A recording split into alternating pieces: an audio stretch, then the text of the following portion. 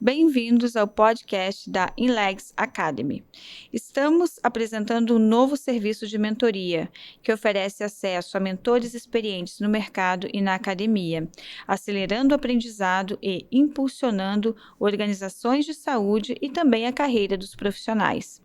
Nossa assinatura mensal, além das sessões de mentoria, ela proporciona acesso a uma variedade de recursos, tais como cursos, descontos em cursos de pós-graduações, seminários, network.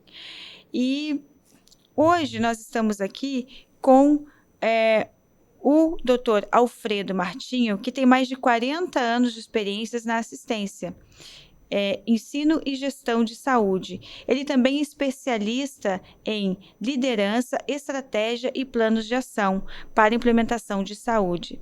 Sua trajetória inclui prática clínica, ambulatorial, prática cirúrgica e também docência na Faculdade de Medicina de Petrópolis. Ele teve participação na primeira turma de socorro pré-hospitalar do Brasil no Corpo de Bombeiros e possui formação e residência médica. Mais de quatro pós-graduações lato sensu, incluindo formação em docência na área de saúde, na PUC-Rio e também gestão digital e metaverso. É isso mesmo, doutor Martinho? Isso mesmo, Liliane. É uma trajetória já bem sedimentada, porque são muitos anos e a gente começa, a partir de uma certa época, a ver a vida da gente em blocos, né? Então, é como se você fosse se livrando de aparelhos e ficando livre para poder fazer o que gosta realmente. Eu acho que na formação profissional é importante você ter uma direção, mas na formação profissional hoje, que requer uma transdisciplinaridade para que você atue num mercado cada vez mais competitivo e com a mudança sendo assim a única certeza que a gente tem, é importante, e hoje eu vejo como em todos esses blocos de anos, que eu tenho muitas histórias para contar, como que eu pude desenvolver o que eu gosto de fazer hoje, o que eu mais acredito hoje que é capaz de mudar e contribuir para uma mudança significativa na saúde, principalmente aqui do Brasil, que é trabalhar com educação inclusiva e educação multiprofissional, multidisciplinar. Na verdade, não é multi, é transdisciplinar, porque multi a gente entende como se fossem vários silos. A transdisciplinaridade implica em que você tenha uma transversalidade de assuntos, né? Tem muita coisa, né? Por exemplo, nos anos 60, 60 eu ainda estava no ensino médio, né? Na minha época nem se chamava ensino médio. Eu já queria trabalhar na área de saúde. E eu entrei nos anos 70, na graduação em medicina. Eu tive a oportunidade de estudar numa das melhores faculdades de medicina do Brasil da época, que era a Universidade Gama Filho, que infelizmente teve um fim muito triste para todos nós.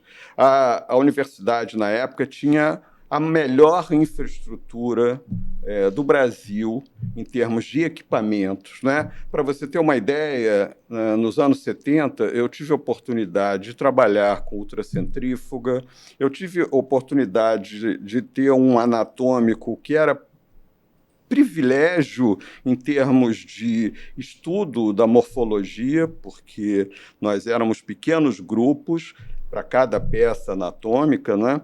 E a universidade assim deu uma oportunidade de uma formação muito importante. Outra experiência muito boa nesses anos 70 foi que eu participei de um grupo, através de um professor nosso de clínica médica, que era baseado na metodologia de um psicanalista húngaro chamado Michael Balint, que tratava da relação do médico com os pacientes. Então, a influência da pessoa do médico sobre a pessoa do paciente.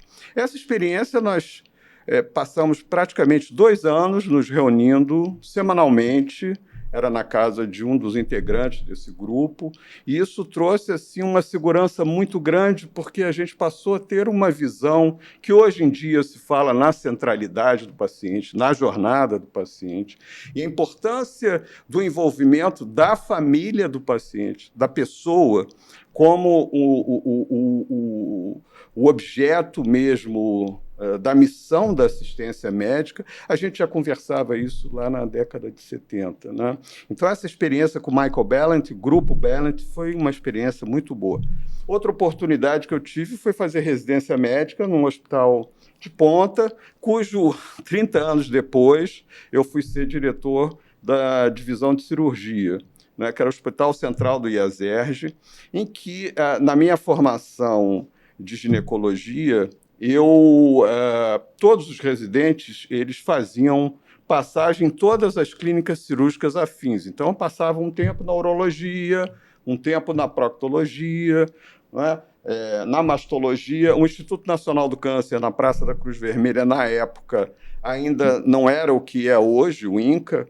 Então, a gente ia lá no serviço de mastologia, professor João Luiz, e alguns residentes lá do INCA vinham para o IASERJ. Então, assim, foi uma época maravilhosa, final dos anos 70. Eu morava no hospital, né? Os residentes moravam no hotel do lado do hospital, eram residentes do Brasil inteiro. E a gente amanhecia no hospital, tomava café da manhã no hospital, dormia no hospital, como deve ser a residência médica, que é considerada padrão ouro na formação médica. Dificilmente alguém que não faça residência médica hoje tem a condição mínima, que a gente pode usar o termo assim, é um termo que vem até de uma outra área, mas um default é fazer residência médica. Então, isso foram os anos 70, os anos que criaram um alicerce muito importante na minha carreira. Já nos anos 80, né, eu fui convidado para ser auxiliar de ensino na Faculdade de Medicina de Petrópolis. Eu tinha me mudado para Petrópolis, sou do Rio, sou carioca, mas tive a oportunidade de morar em Petrópolis, e essa experiência foi muito boa, que eu levei a experiência do Grupo Balint para os alunos da faculdade. Isso lá foi, assim, muito revolucionário, porque já na época eu questionava muito esse modelo de ensino tradicional, em que é uma informação passiva, em que o aluno, já o termo aluno diz sem luz, né? Eu preciso dizer aprendiz, né? O aprendiz passivamente recebe aqueles conhecimentos. Então, eu levei essa metodologia Balint lá para... Na época, eu era professor auxiliar da carreira da disciplina de obstetrícia, e foi muito interessante. Tinha um consultório em Ipanema, né? Que era muito engraçado, porque eu era muito jovem, né? Eu estava, nessa época, com 26, 27 anos de idade, e trabalhando na área de atendimento em ginecologia e obstetrícia. As mulheres, às vezes, ficavam, mas esse garoto aí que vai me atender, tal, tinha que deixar a barba crescer e tal, enfim. Mas tinha um consultório em Ipanema, trabalhava na Faculdade de Petrópolis, e surgiu uma oportunidade, a partir desse trabalho na Faculdade de Medicina de Petrópolis, de visitar um centro de excelência em Boston, a Universidade de Harvard. E eu fui como professor visitante, né, observer, que é uma categoria de observador. Sim. Porque, na época, né, embora eu já tivesse conhecimento, como ainda é hoje, para você exercer medicina nos Estados Unidos, tem toda uma tramitação. Eu fui como professor convidado, que era um outro status. Mas, assim, eles esperavam que fosse chegar um professor, um senhor, ou, enfim, alguém de 30 e muitos anos, ou 40 anos, e chegar um garoto lá de 28 anos. Então, foi uma experiência muito interessante lá do Brigham. Eu tive a oportunidade de trabalhar, assistir ao professor Robert Kistner, que é uma referência na área de endometriose mundial na época, e o Brigham é um centro de excelência em todas as áreas da ciência médica. Ela fica numa rua em Boston, ali em que tem todos os hospitais da Universidade de Harvard, e, claro, fiquei de queixo caído, impressionado com aquela infraestrutura toda, né? Voltando para o Brasil, tinha acabado a ditadura militar. Sim. Ditadura... Na época, Tancredo, tudo aquilo foi em 1985, 86. O Brasil passou na área de saúde longos anos sem concurso público, era tudo indicação política. E logo que eu cheguei aqui, tiveram 2 concursos para o município do Rio de Janeiro e para o Corpo de Bombeiros. Um novo serviço que estava sendo inaugurado de atendimento pré-hospitalar, que foi pioneiro aqui no Rio. Então, eu participei, passei nesses 2 concursos. No município, fui um dos 5 primeiros colocados, então tive a oportunidade de trabalhar no Instituto Municipal da Mulher, que, na época, o prefeito Saturnino Braga tinha inaugurado ali em São Cristóvão.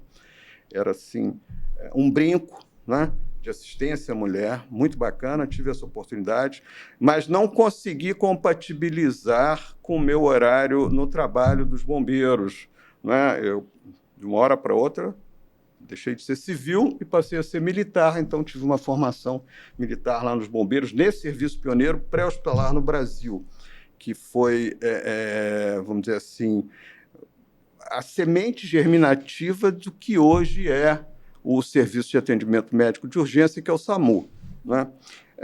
Nos anos 80 para os anos 90, estava com 2 carreiras, praticamente, uma na área de assistência à mulher e outra na área de trauma, porque o serviço pré-hospitalar é um serviço, basicamente, de atendimento de emergência em via pública, né? Tinham muitos casos sociais, mas tinha muito caso de emergência em via pública. E eu não podia parar de desenvolver o meu trabalho na minha especialidade, na época, e no início dos anos 90, estava começando um movimento muito forte aqui no Brasil da fertilização in vitro, né? O famoso bebê de proveta, né? E eu tinha conhecido o professor Milton Nakamura, que ele tinha vindo a Petrópolis, num encontro na Faculdade de Medicina, e ele foi o médico responsável pelo primeiro bebê de proveta no Brasil, né? Ele tinha uma expertise, era um japonês, uma pessoa muito interessante, muito preparada, antes do Abdel Massif, aquele complicado, né? Sim. Que tinha sido discípulo dele lá, mas, enfim. Fui a São Paulo, fiquei um tempo, fiz a formação em fertilização in vitro. Foi muito importante para a minha clínica pessoal, a minha clínica privada. Trabalhei um tempo nessa área e os anos vão correndo, né? Chegamos até os anos 2000. Nos anos 2000, eu já estava numa situação dentro dos bombeiros, tinha saído da operação e ido para o comando, lá na parte de administração estratégica, passei a trabalhar com qualidade e com gestão. Foi aí que eu comecei praticamente no ano 99, 2000, a sair da assistência e ter um interesse maior pela gestão em saúde. E aí fui fazer o meu primeiro MBA em gestão de serviços de saúde. E aí não parei mais, né? Vim com a expertise do bombeiro, fui contratado para ser consultor na implantação do SAMU no Rio de Janeiro, né? Isso em 2005, quando o SAMU foi implantado no Rio de Janeiro. E logo depois, eu tinha muito tempo para verbar no bombeiro, eu fui para a reserva e fui tocar minha vida como consultor, ajudando a implantar outros serviços de emergência, né? Até que chegaram meados dos 2010, fui empreender na área de acreditação, uma nova resolução da Agência Nacional de Saúde, em que propunha um novo programa de certificação de acreditação para os planos de saúde, para as operadoras de plano de saúde. Eu criei junto com uma sócia muito competente, engenheira, né? Isso para ver que hoje a gente precisa dos engenheiros na saúde, porque o engenheiro executa, né? Na saúde a gente não pode ficar só discutindo, a gente tem que colocar as coisas para acontecerem. E essa sócia foi muito importante, nós desenvolvemos uma empresa que foi acreditada pelo Inmetro. Foi muito difícil, foi um processo difícil da gente conseguir ter esse selo para poder certificar as operadoras de plano de saúde. Até 2016 trabalhei nessa empresa com ela, depois vendi a minha participação e acabei voltando para a educação, que era aquela que eu tinha ido lá nos anos 80, já estava aposentado nos bombeiros, já tinha parado a minha clínica privada já tinha interrompido e comecei a trabalhar novamente no projeto do INLAGS Academy, que nós estamos hoje aqui com toda vontade de trazer uma educação acessível, uma educação transformadora e revolucionária. Então, assim, isso é um pouquinho que eu tenho para contar do meu currículo. E nesse programa de mentoria, né, nesse novo serviço, que a gente está apostando muito nisso. Né? É uma oportunidade muito grande de novos profissionais que estão entrando no mercado agora, de contarem com acesso a mentores com grande experiência na academia e no mercado, para que eles possam receber alguma orientação. Eu, se tivesse lá no início dos anos 80, ou mesmo no final dos anos 70, acesso a serviço de mentoria, talvez eu não tivesse trilhado um caminho tão caudaloso, né? Então, a mentoria ela serve também para te botar num rumo mais adequado. É como se fosse o Waze, né? Que você vai saber a direção certa, o melhor caminho que você tem a tomar. Então, estamos apostando muito nesse serviço de mentoria. Inclusive, você é uma mentora nossa, não é, Lidiane? E, Martinho, com toda essa experiência que você, ao longo dos anos, acumulou, também uma experiência acompanhando nas instituições, né, de saúde, nas operadoras de plano de saúde, o que você diria para quem está começando? Quais são as habilidades e competências que um profissional precisa ter para que ele possa se inspirar em você e também ser bem-sucedido? Lidiane, são muitas habilidades e hoje chamam essas habilidades de soft skills. Né? Eu fiz um curso recente na PUC-Rio de formação em docência em novas metodologias de ensino e aprendizado, em que você estuda o desenvolvimento de competências e quais, vamos dizer assim, as dimensões que você precisa estar atento. Né? Então, assim, fundamentalmente, a competência de comunicação é muito importante. O que acontece na saúde são pessoas cuidando de pessoas. E pessoas com as dificuldades e as limitações que as pessoas têm. E a gente sabe que ruído de comunicação, no sentido amplo, isso afeta absurdamente qualquer tipo de relacionamento, desde um nível social, que dirá no nível assistencial. Então, desenvolver uma habilidade de comunicação adequada é muito importante. Outra coisa, o que a gente tem de mais precioso na vida da gente? É o tempo. Então, a pessoa tem que saber gerenciar o tempo. Gerenciar o tempo não é, eu vou gerenciar o meu tempo, eu vou fazer uma coisa obsessiva, seguir um cronograma lá do Google, né? Lá do horário do Google, não é isso. Gerenciamento do tempo é você saber decidir quais são as suas prioridades, o que é importante para você. Então, você fazer a gestão do tempo é saber fazer escolhas ad hoc. A gente vive num momento o que eu diria assim, da adocracia. O que é adoc? Aqui e agora, hoje, nesse momento. Não é? Como é que a gente vai fazer a gestão do nosso tempo? Como é que o profissional de saúde vai gerir o tempo dele restrito entre o ambulatório, a clínica privada, a família, os estudos? Então, assim, gerenciamento do tempo. Outra coisa que eu vi isso lá na formação, assim, o ensino baseado em resolver problemas. Né? Então, a habilidade de resolução de problemas. Né? E quando você fala, Martinho, nessa habilidade de resolução de problemas, você mencionou que você implementou vários serviços de emergência nos hospitais. E como você gerenciaria, o que você teria a nos dizer em relação aos profissionais, né, dado que você tem uma equipe médica com um tempo bastante restrito, você tem a necessidade, um serviço de emergência requerendo, né, que essas pessoas estejam ali atuantes. Na sua prática, o que você teria para nos ensinar a respeito disso? De como que eu componho essas equipes de uma forma eficaz? Primeiro, repito, e é bom o seguinte, eu estou lendo um novo autor que está revendo toda a física, desde Galileu até Turing. E ele fala que os sistemas complexos eles se desenvolvem a partir de estruturas muito simples. Então, Não que a gente vá resolver problemas complexos de maneira simples, não é isso que eu estou querendo dizer, pelo contrário. Sim. O que eu estou querendo dizer é o seguinte: a gente precisa ter um olhar de uma estrutura quase que algorítmica simples para isso se complexificar e para se tornar abordável. Então, eu repito mais uma vez sobre essa pergunta sobre as competências e habilidades nos serviços de emergência. Mais uma vez, isso é transversal, boa comunicação, uma preocupação com a comunicação. Isso é tudo, no prontuário, né? Na decisão clínica, na comunicação interpessoal com a família corresponsável do paciente.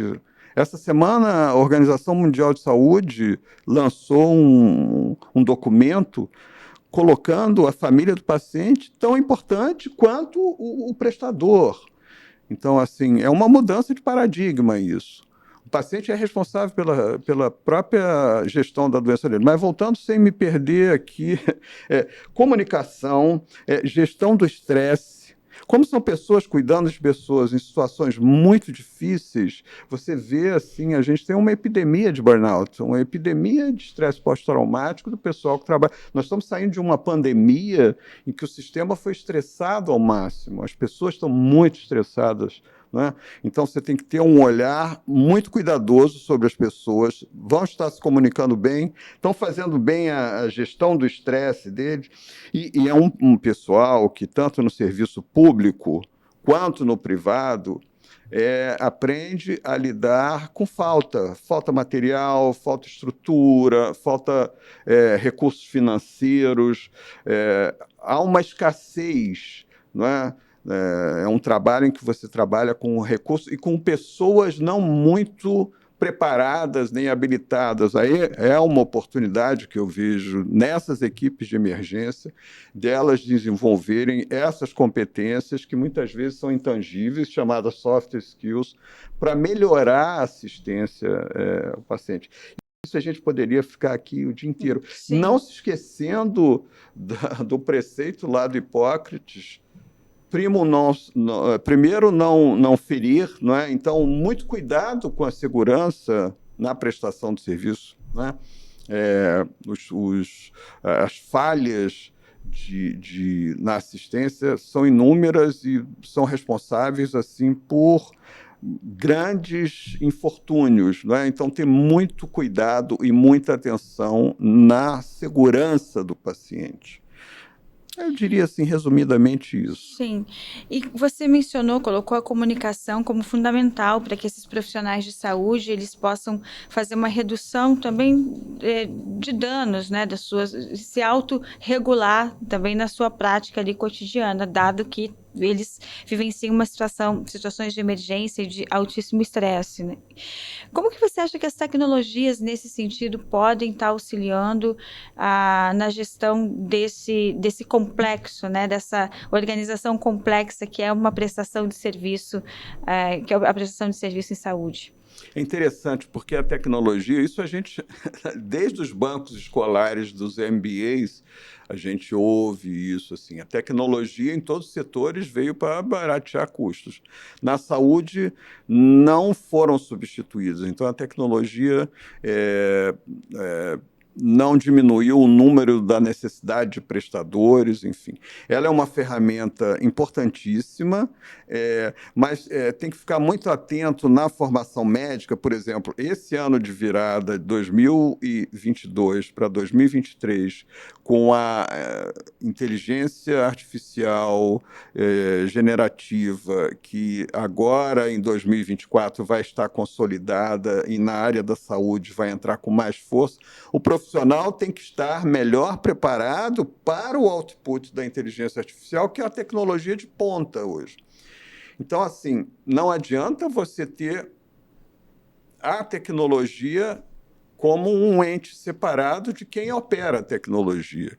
Sim. Então, a tecnologia requer o desenvolvimento de habilidades nessas tecnologias. Então, a tecnologia pode parecer uma solução, uma panaceia, mas, na verdade, ela vai cobrar uma responsabilidade muito grande dos atores que estão atuando na assistência como um todo, desde um sistema eletrônico de transmissão de dados, desde uma logística de ter oferta de material e medicamento de gestão, como na indústria automobilística hoje, que você tem aquilo à medida da necessidade. Não tem mais sentido você ter estoques, né? Você tem que ter um fluxo contínuo. Isso, a tecnologia tem sistemas que operam isso muito bem, mas quem opera isso são as pessoas, e essas pessoas precisam estar melhores preparadas, né? Então, a tecnologia não é uma panaceia.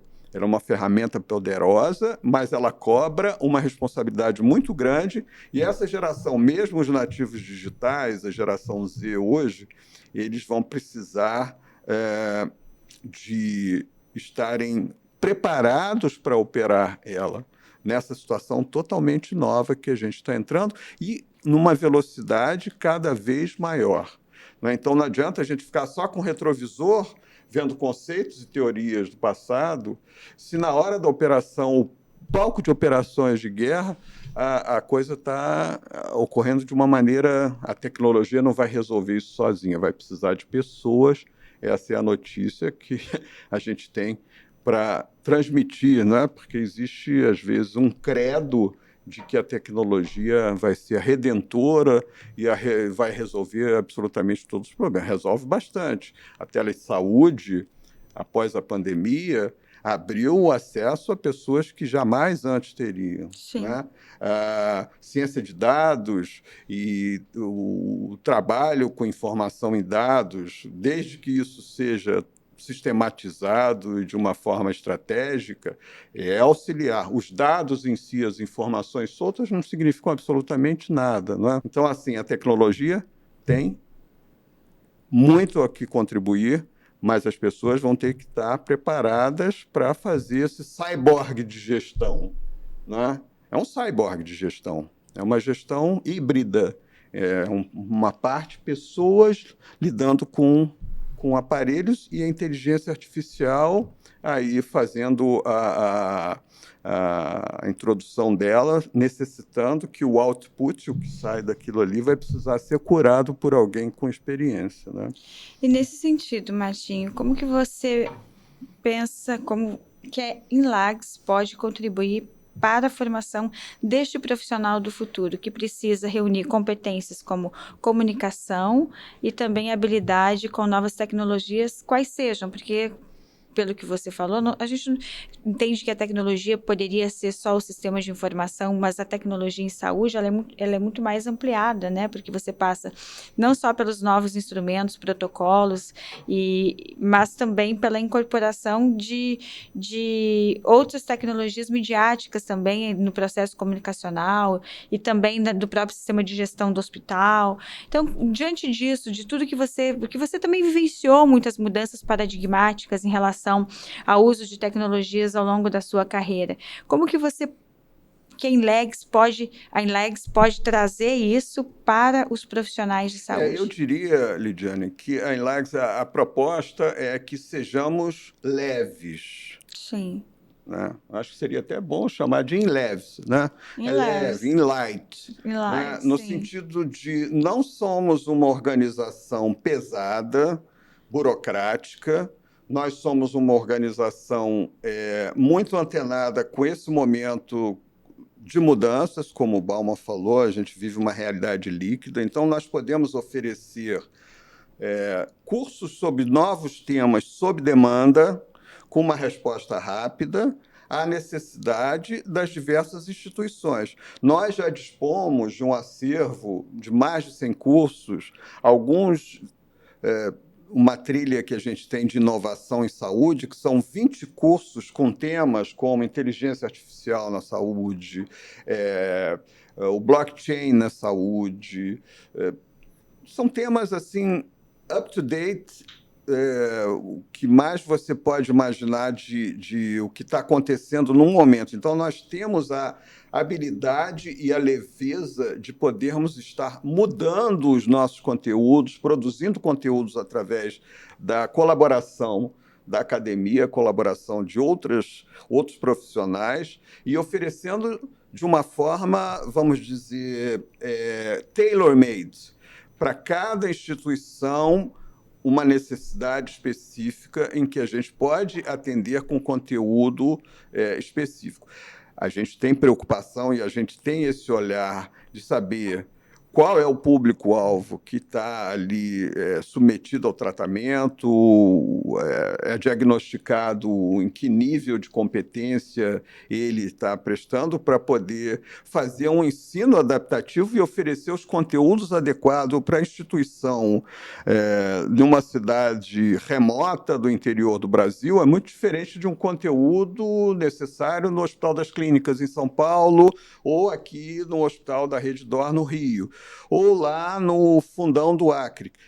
O Brasil é um país continental diverso. Nós temos capacidade de leveza, de flexibilidade e de soltura, vamos dizer assim, para mudar os nossos conteúdos, produzir conteúdo sob demanda e oferecer aos profissionais muito próximo das pessoas através desse serviço de mentoria. A pessoa que faz assinatura da Inlags, ele vai ter acesso à livre escolha deles. No momento, nós temos 4 mentores, mas a nossa ideia é chegar até no final de 2024 com mais de 2 dezenas de mentores que vão poder ajudar em diversas áreas, principalmente focado no campo da gestão em saúde. O problema do Brasil é um problema na gestão de saúde. Isso é repetido por todas as autoridades, por todo mundo que minimamente está no chão de fábrica, minimamente está com a mão na massa. O problema do Brasil é um problema na gestão, lato sensu, no sentido mais amplo possível. Então, você está me falando que a Inlags tem um foco mais aplicado na resolução de problemas práticos. Isso é muito positivo, não é mesmo, Martinho? Sim. Porque se você tem uma demanda rápida para ser respondida, é importante que você tenha estratégias, instrumentos e formas de resolver isso. E a Inlags vem trazendo isso. Essa é a proposta. Essa é a proposta, exatamente. Sim. Ao invés de ficarmos presos a conceitos que são muito bonitos para serem apresentados numa aula formal, não é? Você tem grandes pensadores na área da economia da saúde e mesmo grandes formuladores de políticas, não é? Não estou dizendo que não sejam importantes, é importante. Sim, claro, ter a leitura sobre tudo isso, não é? Mas a gente precisa ter assim, uma leveza no sentido de oferecer o que está sendo demandado ali. Por isso que a cada cliente nosso, a cada instituição que vai buscar a parceria com a Inlags para tentar melhorar as competências dos seus profissionais, a desenvolver novas habilidades, novos desafios, né? A gente vai poder responder isso de uma maneira mais rápida, individualizada, personalizada, exatamente, ao problema. Exatamente, sim, exatamente isso. Bom, Martinho, foi uma honra ter você conosco. Legal, essa tarde. Luciana. Fico muito agradecida. Que bom. E é isso. Vamos mudar a sua vida, transformar sua carreira e fazer a diferença no setor de saúde com a Inlags Academy.